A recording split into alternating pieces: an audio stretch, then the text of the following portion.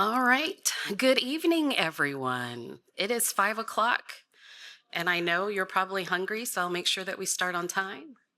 My name is Denise Lewis, and I'm a research and instruction librarian at Wake Forest. Elias, and Russell, aka Rusty, we're presenting on generative AI in higher ed, libraries leading ethical adoption, and each of us will introduce ourselves. But let's go ahead and kick it off. Um, this presentation actually is a result of an article that Rusty, Elias, and myself wrote, Practical Considerations for Adopting Generative AI Tools in Academic Library. And the article basically discusses each of our approaches from a small, medium, as well as a large university college. And there is a QR code there where you can scan that'll take you directly to the DOI for the article as well.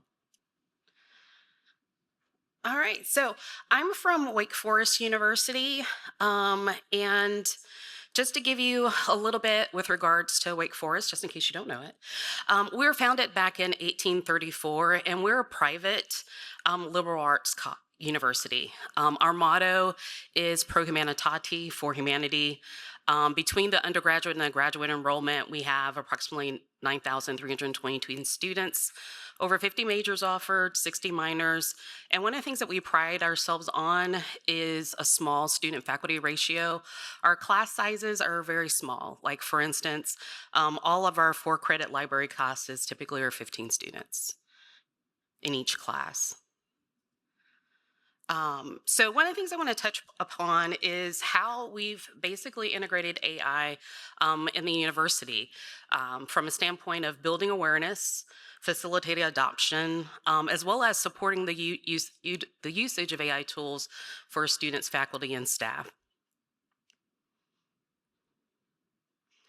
So, and it's been a 3-pronged approach. We've had the Center for the Advancement of Teaching, which spearheaded and led with regards to pedagogical concerns for faculty. For us at ZSR Library, we've led the way with regards to piloting AI tools for adoption for research purposes. And information systems has basically had that gaze of the entire college and looked at ways for supporting generative AI tools for college-wide adoption. So our journey started essentially in spring 22. We decided to trial Site.ai. That actually came from a physics student asking where could he find places that he can sort of kind of do citation chaining research on a particular article, continuous gravitational, I forget the article off the top of my head, don't talk about me. I try not to laugh on mic, I really do, because I know my laugh is weird. But so that led me to looking at different tools. So from Site.ai, Dimensions.ai, Google Scholar, Semantic Scholar, and basically giving them like a table. But from that, from actually playing an experiment with Site, thought to myself, this is something that would be good for the entire university. And one of the things that we like to do, or at least I like to do, I'm not gonna lie, is when you do a trial, do it for an entire semester so that no matter what anyone's schedule may be like at the beginning of the semester, middle, or end, every single individual will have the opportunity over the course of the semester to utilize the tool, experiment with it, as well as give feedback. One of the things we also did for that particular trial is to set up actual times for the vendor to literally show individuals this is how you can use the tool, et cetera, et cetera. And we also did a blog post as an additional reference for those individuals who couldn't attend to literally go through different, how do I want to say it? Well, basically how you can use the tool, different options, et cetera, et cetera. And then actually provided an opportunity for individuals to give feedback either anonymously or via survey using their name, and then also listening sessions. And then after the site trial in spring of 2023, after ChatGPT exploded in November 22, the Center for the Advancement of Teaching actually started offering different workshops targeted toward faculty, but anyone could attend, looking at ChatGPT from a variety of different perspectives, from how the tool worked, from the back end, to use cases for how individuals are utilizing the tool, cases for individuals to actually use the tool in their instruction or in their classes as well. Then we moved on to fall 2023 with an increase with honor code. I won't say violations, but basically submissions. The entire college adapted a policy where faculty needed to have an AI policy in their syllabus, whether they didn't allow students to use AI, only allowed students to utilize AI on certain assignments, or go for broke. Everybody use AI however you want. But basically, trying to adapt a culture where students knew what they could and couldn't do, no matter what class they were taking with whichever instructor. And then in spring of 2024, that was where the CAT, the Center for the Advancement of Teaching, actually started offering AI institutes. So the first one was offered at the beginning of the semester and offered different workshops that faculty or any individual that were interested could sign up for. And then during the semester, individuals who weren't able to attend the full day workshop, there were different weeks that each of those workshops were offered, both in person and online. And then at the end of the semester offered an AI Institute 2.0 with additional topics, as well as those preliminary seminal workshops, so that if individuals attend the AI Institute 1.0, they'd still have the opportunity to attend 2.0, but with different content. So we continued to trial different AI tools at Wake Forest, and our next trial was Elicit in spring of 2024. Although we didn't adopt Elicit, that was where we really started to look at what framework do we want to utilize when we're assessing adopting a new AI tool? What other departments do we need to integrate and to ensure that the tool can be used by every single individual at Wake? So that's where we looked at also partnering with IS to have someone look at the accessibility, if there are any accessibility issues with the tool, also if there were any security issues with regards to the tool. So not only looking at an AI tool from a standpoint for what it could provide in terms of functionality, but those framing, how do I want to put it? You know, when you're actually in a workshop at 5 o'clock in the afternoon, your body's saying you should not be standing and talking to people, but it's going to be okay. But you're looking at what are those peripheral things that you need to take in consideration with regards to technological adoption. And then summer and fall of 2024, that's where at Wake we really took on how can we help individuals that are considering AI, or even look at how different faculty around the college are using AI, whether it was in their research or in their instruction.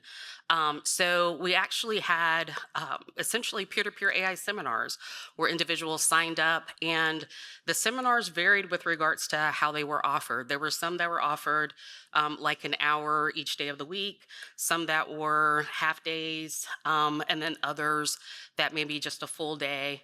I actually did one of the peer-to-peer seminars just focusing on integrating AI tools into your research and your teaching, and split it over 2 half days over 2 different days in the semester. So it was fall 2024, just last year, where information systems actually adopted Adobe Firefly, Copilot, Gemini Notebook LLM, as well as the Zoom AI companion for the entire university. And with that came additional protections. So like with Gemini and Copilot, you know, had data protections where anything that anyone information provided or uploaded to the tool would not be used to actually train for any of the training. And then also just privacy concerns were addressed as well.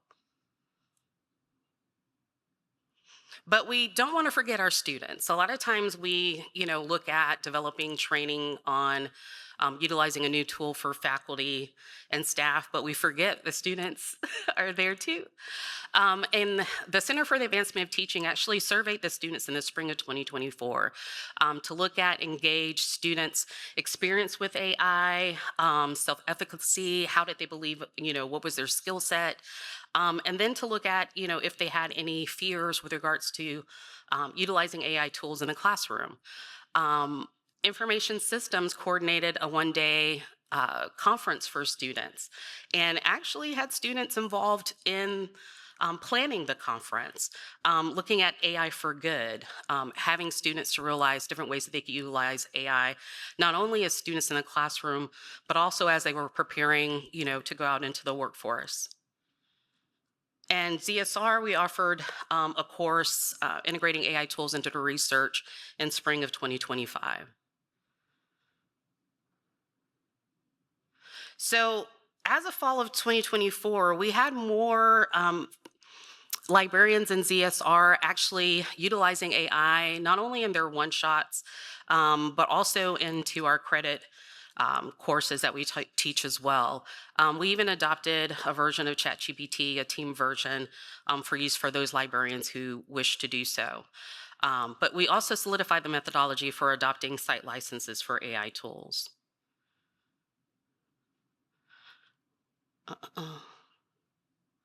And then if anyone had any questions, I left my email there. But next up, we have a presentation for Elias. Unfortunately, Elias wasn't able to be with us, but he did have video for you. Hello, good afternoon, buenas tardes, bonjour. First of all, I'm sorry that I'm not with you today. I was planning to attend the Charleston conference, but a new university commitment forced me to record this video. So by the time you watch this recording, I will be at a summit at Arizona State University. Anyway, let's start. It was 2 years ago when I first met Rusty and Denise. And since then, we have been working together. They are amazing, and I continue to learn with them. My name is Elias Sok. I am the Associate Dean for Teaching, Learning, and Research at Clemson Libraries. The Teaching, Learning, and Research Division is a group of over 40 creative team members working together to provide different services, including information and AI literacy. So today's presentation is part of our collaborative effort to help the campus community reimagine teaching and learning in the age of AI. And it is an intentional and strategic partnership led by 3 campus groups: the University Libraries, the Office of Teaching Effectiveness and Innovation, and the Center for Career and Professional Development. So for context, let me start with a brief institutional description of Clemson University. We are located in Clemson, South Carolina, which is about 4 hours from Charleston. The university was founded in 1889 as a public and land-grant institution. And as such, Clemson has a long-standing commitment to education, research, and public service. In 2016, Clemson became an R1 institution. Our campus is home to more than 29,000 students, with 80% of them being undergraduates. Clemson is organized into 9 colleges, including a newly established one, the College of Veterinary Medicine, which will start in fall 2026. Last but not least, in 2026, Clemson Libraries will join the Association of Research Libraries. So let's now talk about the game plan for the next 10 or so minutes.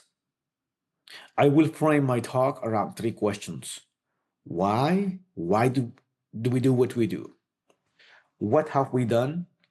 And how are we going to continue with this work? So at a macro level, our work on reimagining teaching and research in the age of AI is because of a few developments and trends. For instance, the graphic on the left illustrates the growth of the total worldwide output of science and engineering publications over the last 20 years. In 2022, the total publications reached 3.3 million articles. Also, in 2022, 51% of articles were published in open access journals. So this is all good news, but it does bring a new challenge. How do we find the time to read, analyze, and make sense of that growing number of publications? At the institutional level, Clemson University has a strategic plan with three main priorities. The first two will benefit with more ethical and responsible use of AI.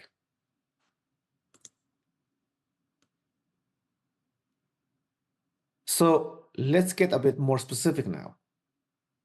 When we think about the possibilities and concerns regarding AI for teaching and learning, we think of many things, from exciting and promising options to challenging and troubling implications. Regardless of what we think of the technology, AI is here to stay. In August 2024, the Chronicle published a report about how higher ed can adapt to the challenges of AI. In there, they talked about several themes, including the role of not only teaching technical skills, but also fostering critical thinking and ethical considerations. Our friends in the Career Center keep getting questions from the industry sector about what are we doing to equip students with the right AI skills. We believe that teaching and educating about AI is important. It's important because the technology can empower personalized learning. The technology can foster critical thinking. In many ways, the technology has the potential to enable access to personalized learning at scale. But also, the technology can lead to problems such as plagiarism and copyright. So educating about the ethical use will help students to produce original work and develop intellectual growth. As we think about how we can help our campuses with AI literacy, our team is currently proposing an AI literacy framework for the university, which is based on a couple of other frameworks, such as the one from EDUCAUSE. Okay, so let's now talk about some of the specific activities that we've done over the last year. In 2024, we partnered with the Office of Teaching Effectiveness and Innovation, and together we hosted the first Teaching in the Age of AI conference. We had more than 180 participants. After the conference, we submitted a report to the Provost Office with some key recommendations for next steps. Also, last year, we led a group of faculty as part of an institute, which was led by the American Association of Colleges and Universities. As for the library team, we continue to lead activities related to demos, trials, and subscriptions of AI tools for academic research. We were one of the early adopters of Cite, and we quickly learned that Cite doesn't have much content for disciplines such as humanities and social sciences. In response, and thanks to an invitation from Ithaca SNR, we joined the JSTOR AI beta program. Additionally, at the start of the fall 2024 semester, we activated the Primo AI Research Assistant. These tools continue to support conversational search. In addition to subscriptions, our team has also created several resources to help with AI literacy. For example, we created research guides. The most popular ones, the 10-Step AI Challenge, the AI in the Classroom Guide. We also created an AI Canvas module. Okay. How about this semester? So the collaboration between the Office of Teaching Effectiveness and Innovation and the libraries is stronger than ever. This semester, we are leading the Teach AI initiative, which brings together a group of 40, 50 AI champions that will help us scale AI education across all the colleges. We continue to host workshops and training sessions. One of the things we learned over the summer was that even though we had created several resources for AI education, we did not have a central place to market or publicize those resources. And that is a problem. So we are building a landing page that will help us publicize all the resources that we have created for AI that it's available to students and faculty. The last item on this slide is about our latest initiative, which is a new proposal to revamp AI literacy at the university. It is an ambitious initiative. The budget includes lines for new positions and several AI tools. So wish us luck. Okay, so what's next? Well, as I'm sure you will agree, AI continues to bring good and not so good news for us. So, on one hand, there are great opportunities to continue to advance with our current work. The strategic and intentional collaboration among the Office of Teaching Effectiveness, libraries, and the Career Center can extend our reach to more faculty, and together we can support or further support AI literacy, which will also translate into student success. We have seen early examples of the impact of AI technologies for enabling personalized learning, whether that's securing campus-wide access to tools or creating interactive portals for students to review class materials. On the other hand, insufficient action could lead to potential problems. For instance, when faculty and students use individual accounts to access AI tools, they could unintentionally share institutional or personal data with third-party companies, raising FERPA and copyright concerns, especially if they're using free or basic types of accounts. Also, a general AI policy can help everyone to understand what they can and cannot do. Okay, I think that's it for me. So again, I'm sorry that I'm not there today. If you have any questions, my email is on the slide. So please contact me. I'll be happy to get in touch with you. So thanks a lot. Muchas gracias. Merci beaucoup. All right. I want to give a quick shout out. I don't see Kareem here, but I do see Leo here. Kareem and I are writing a book that on AI in academic libraries through AACRL Press.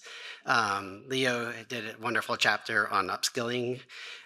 It's worth the read, and Denise did a wonderful article on kind of an ethnographic book chapter on her experiences since 2021 on adopting AI at Wake Forest University. So they're well worth the read. All right. My institution is Goldey-Beacom College. It's a small private college in Wilmington, Delaware. We're a 4-year master's level institution. We were founded in 1886. We invented the merger before the merger ever happened. We've had at least 15 different university names at one point. So we originally were Goldey College, Beacom College, then became Beacom College, Business Beacom Colleges. We've been in Maryland, we've been in Delaware, we've had a college in Pennsylvania, but we've been around since 1886 and had the name of Goldey-Beacom College since 1974.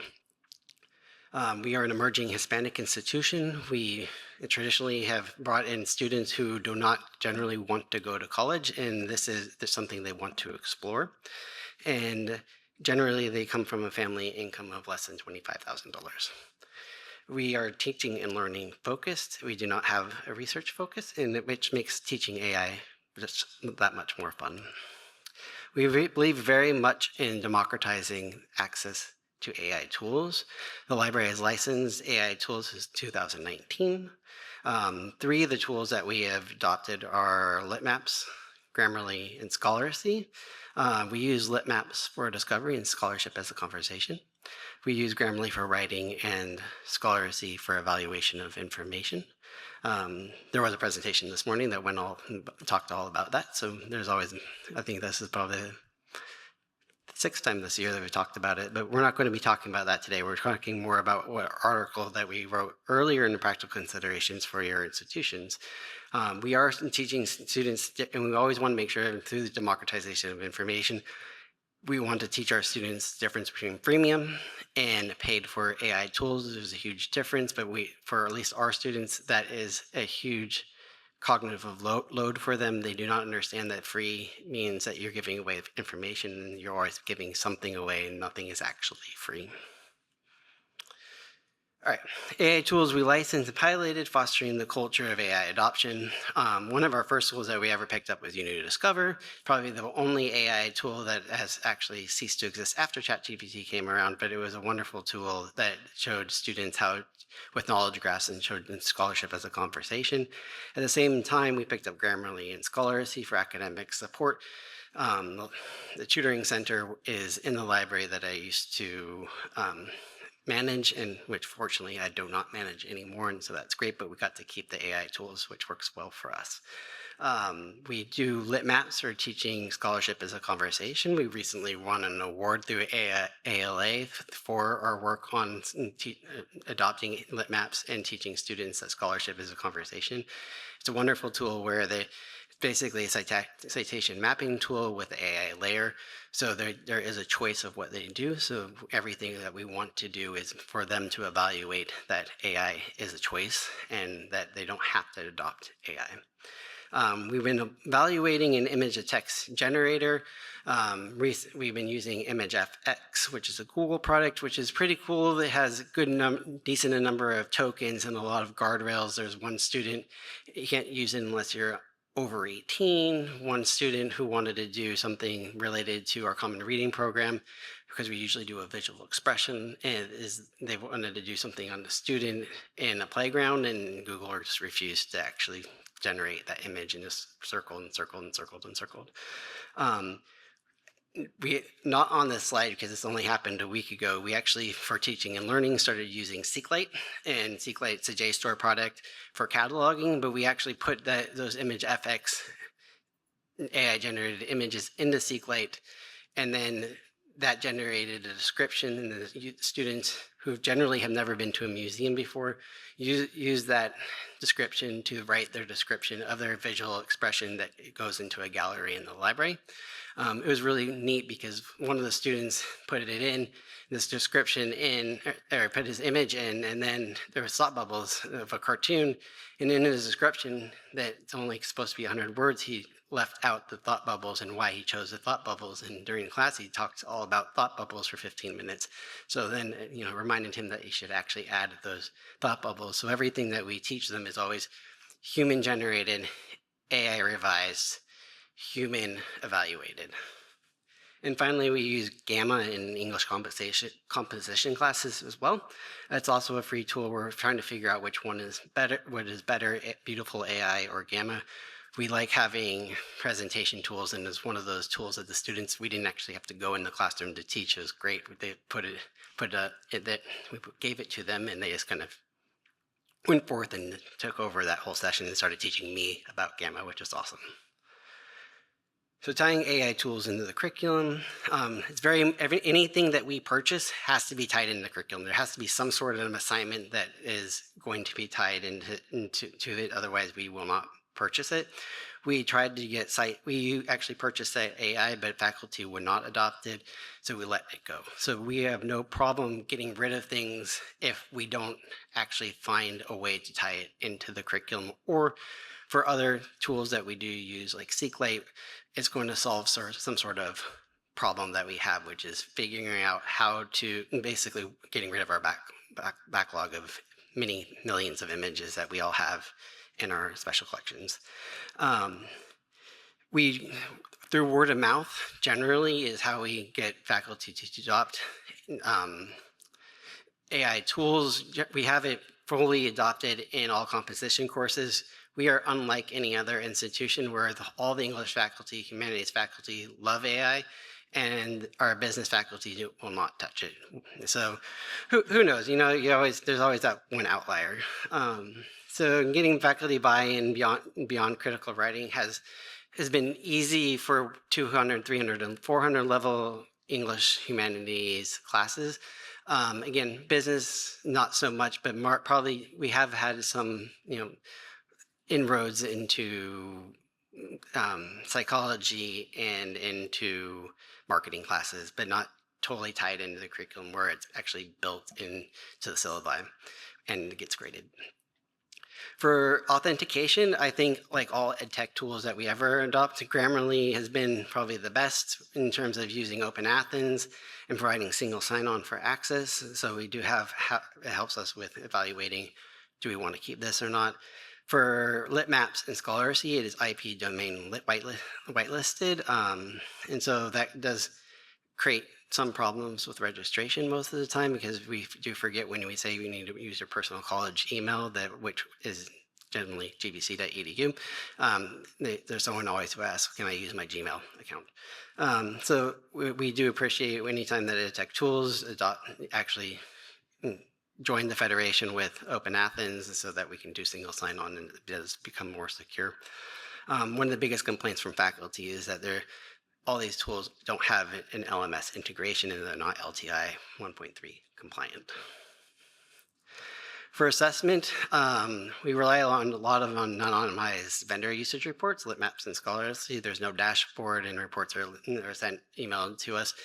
I would say most of the reports are poor, so it creates a very challenging, it's very challenging to create a benchmark.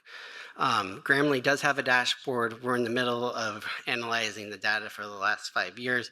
We're going to tie that to learning analytics and see how their GPA is affected from using Grammarly in the classroom. We do have a benchmark for Grammarly, and that's 75%. We teach that in the class. We want them to only adopt 75% of Grammarly suggestions because we do not want to standardize the English language.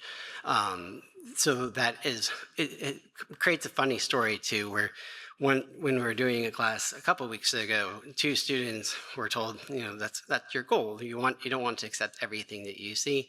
And they're going through their narrative essay and they say, well, you hear this large collective groan in the back of the room. And they're like, and so we go over and say, well, what's up? And they're like, we just hit 100%. So it's good where they're getting it. We don't want to standardize language, and we want to make sure that they are choosing the words that they're going to put into their papers.